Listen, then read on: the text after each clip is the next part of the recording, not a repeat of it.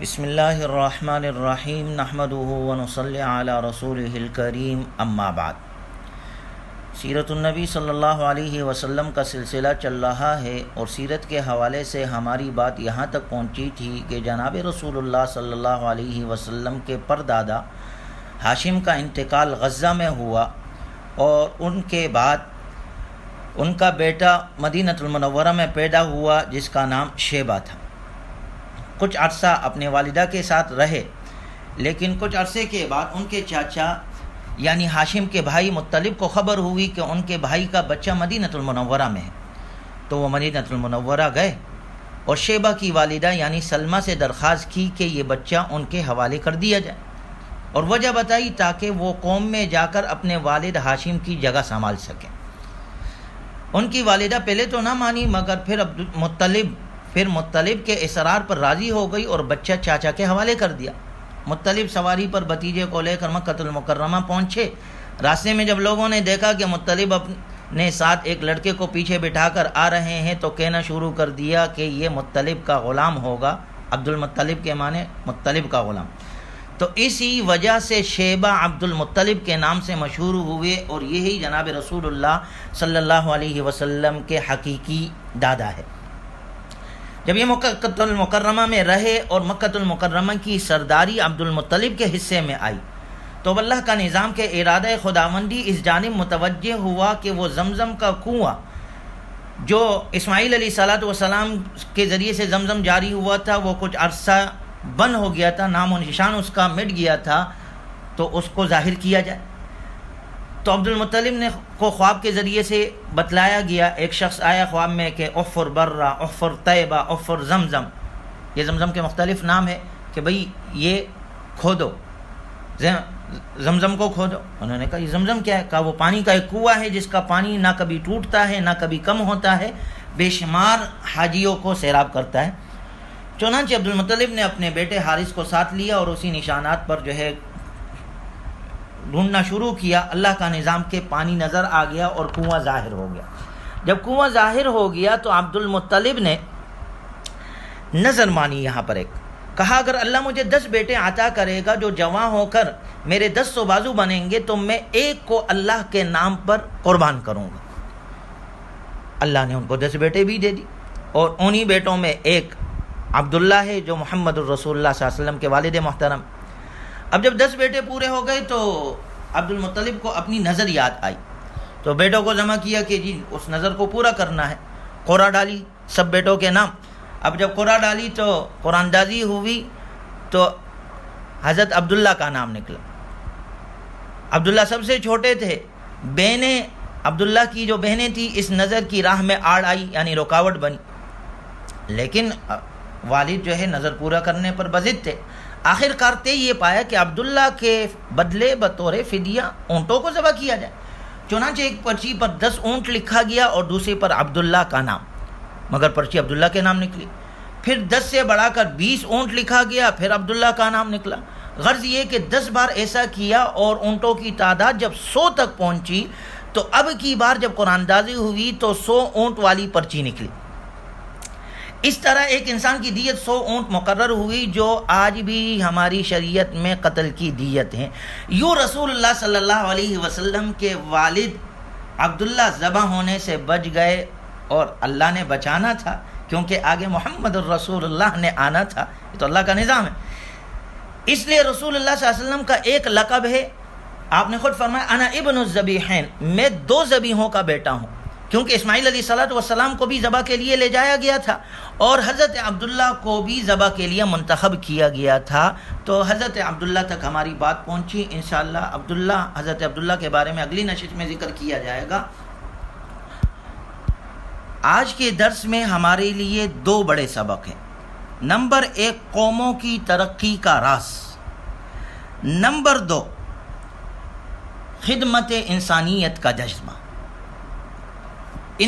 یہ دو سبق ہمیں ملتے ہیں۔ قوموں کی ترقی کا راز، تو قوموں کی ترقی کے لیے 2 چیزیں بڑی ضروری ہوتی ہے۔ نمبر 1 قوم میں اتفاق پیدا کرنا، نمبر 2 ان کے معاش کو بہتر کرنا، اور معاش کی بہتری کے لیے تجارت ہے۔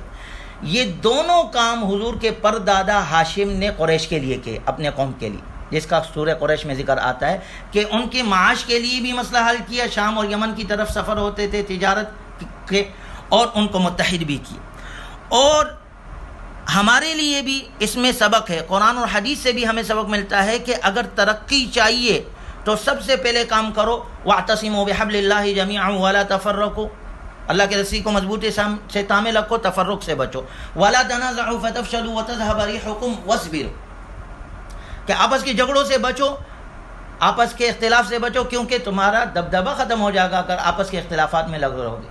دوسرے نمبر پر معاشی استحکام کے لیے تجارت کو اختیار کرو، اپنی تجارت کو، اپنی معیشت کو مضبوط کرنے کے لیے تجارت، کیونکہ اگر انبیاء کی سیرت کو ہم دیکھتے ہیں، انبیاء کرام علیہم الصلاۃ والسلام اکثر انبیاء کرام علیہم الصلاۃ والسلام نے ذریعہ معاش کے لیے تجارت کی، لہٰذا تجارت ہمیں بھی کرنی چاہیے۔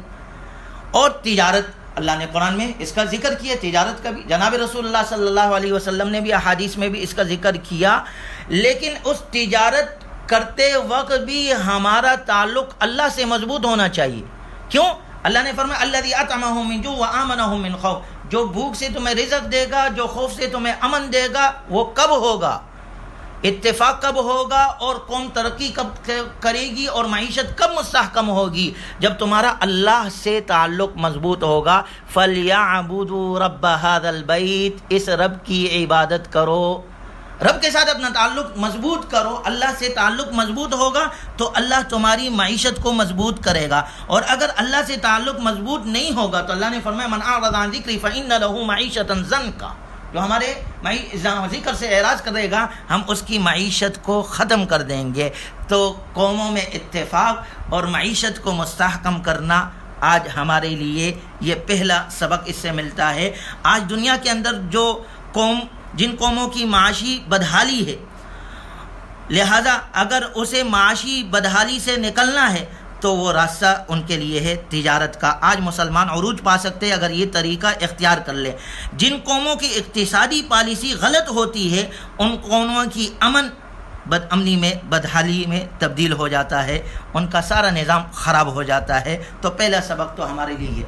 دوسرا سبق خدمت خلق کا، خدمت خلق کا جذبہ ہمارے اندر ہونا چاہیے۔ حضور صلی اللہ علیہ وسلم کے خاندان پر ہم نظر ڈالتے ہیں، آپ کے پردادا سخاوت کی وجہ سے مشہور ہوئے، لوگوں کو کھانا کھلاتے تھے۔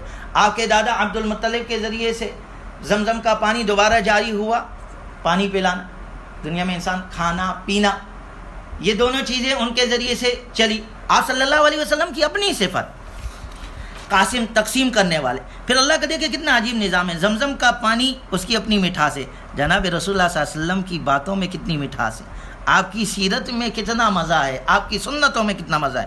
زمزم کو اللہ نے شفا کا ذریعہ بنایا، جناب رسول اللہ صلی اللہ علیہ وسلم پر نازل ہونے والا قرآن اللہ نے شفاء لما فی الصدور اس کو بنایا ہے۔ اور آپ صلی اللہ علیہ وسلم کی یہ صفت خدمت خلق کی، یہ وہ صفت ہے جو نبوت سے قبل آپ میں پائی جاتی تھی۔ جب اللہ نے آپ پر وحی نازل کی اور آپ نے کہا مجھے اپنے جان کا خوف ہے، تو حضرت خدیجہ نے آپ کو تسلی میں کیا الفاظ فرمائے؟ انک لتصل الرحم وتحمل الکل وتکسب المعدوم وتقری الضیف وتعین علی نوائب الحق۔ آپ تو مہمان نوازی کرتے، آپ تو صلہ رحمی کرتے ہیں، آپ تو ناتوا لوگوں کا بوجھ اٹھاتے ہیں، آپ تو فقیروں کو، مسکینوں کو اپنے کمائی میں شریک کرتے ہیں، آپ تو مہمان نوازی کرتے ہیں، آپ تو رائے حق میں مصیبت زدہ لوگوں کی مدد کرتے ہیں۔ یہ نبی کی وہ صفات ہے جو نبوت سے قبل آپ میں پائی جاتی تھی۔ تو اور آج موجودہ صورتحال میں اس میں ہمارے لیے کتنی رہنمائی ہے۔ ساری دنیا بند ہے، روزگار ختم ہے، نوکریاں ٹوٹ رہی ہے، لوگوں کا کیا حال ہے؟ کیا ان حالات میں ہم نے کسی رشتہ دار کا پوچھا ہے؟ ہم نے رشتہ داریاں نبھائی، رشتوں کا خیال کیا، کسی غریب کی مدد کی ہے، کسی فقیر کی مدد کی ہے، کسی کو مستحکم کر کے روزی دلائی ہے، اس کی نوکری کے لیے کوشش کی ہے؟ لوگ کن کن مصیبتوں میں ہیں ان کی مدد کی ہے؟ اگر کی ہے تو ہم یہ سنت کو زندہ کر رہے ہیں، اور اگر اس سنت کو زندہ کریں گے تو قرآن میں اللہ نے اس کا ذکر کیا ہے۔ نیک لوگوں کی صفات یطعمون الطعام علی حبہ مسکینا ویتیما واسیرا انما نطعمکم لوجه اللہ لا نرید منکم جزاء ولا شکورا۔